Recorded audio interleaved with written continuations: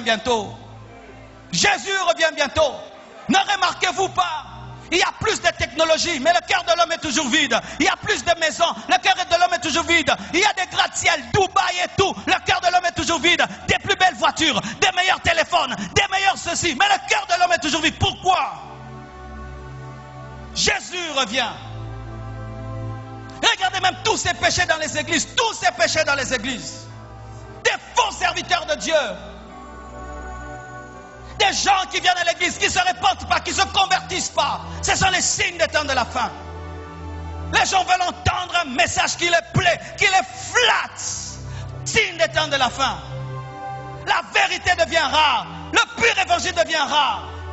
Des gens font des faux miracles. Les gens sont là pleins pour des faux miracles. Voir comment les poissons sortent des pieds des gens. Des poissons qui sortent des pieds des gens. Et ils sont nombreux.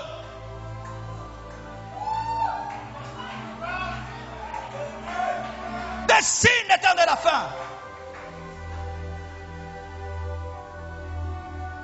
Église.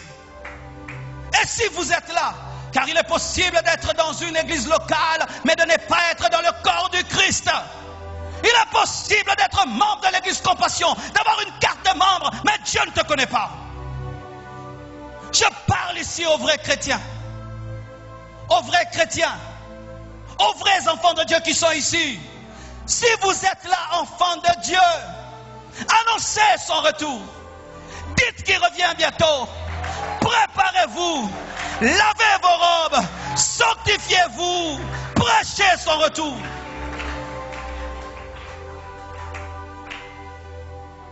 Si la première église a reçu l'onction le jour de la Pentecôte, il y a une onction plus grande qui va venir sur la dernière église, qu'on appelle la pluie de l'arrière-saison, qui sera plus forte et plus grande, car nous devons avoir la puissance. Un réveil est en train de naître.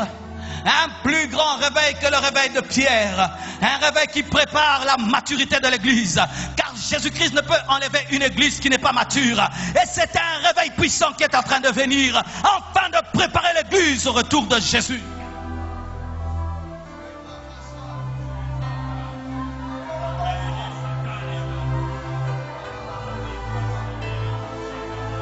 Dieu va susciter de toutes parts des prédicateurs qui ne sont pas connus, avec un puissant message de sainteté. Dieu va susciter de toutes parts des visions du ciel. Dieu va susciter de toutes parts des gens qui vont mourir et ressusciter et qui vont annoncer qu'ils ont vu l'éternité.